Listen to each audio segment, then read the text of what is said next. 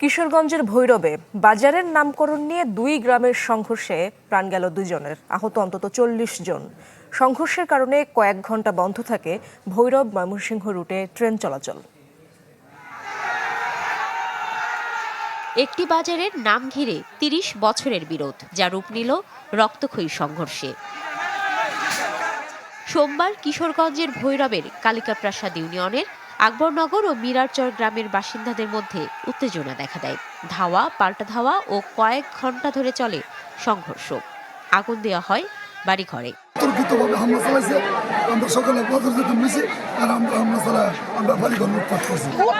আকবরনগর পশ্চিম তো আকবরনগর পূর্ব আকবরনগর সব আমরা আকবরনগর ওরা ভুয়ারা একের আমরা এই ঘটনা ঘটছে।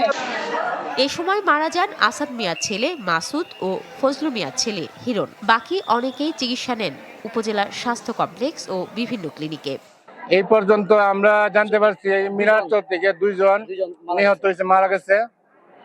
আর আকবরনগর থেকে অনেকে আহত হয়েছে, ইনজুরি হয়েছে। দুই গ্রামের নাম বাদ দিয়ে বাজারটির নামকরণ করা হোক শান্তিনগর বাজার, তবে যদি শান্তি ফিরে আসে। খবর পেয়ে ঘটনাস্থলে যায় পুলিশ, চেষ্টা চালায় পরিস্থিতি নিয়ন্ত্রণের। আমাদের মহাসড়ক এবং রেলপথ দুইটাই ক্লিয়ার আছে, এখানে স্বাভাবিক আছে যান চলাচল।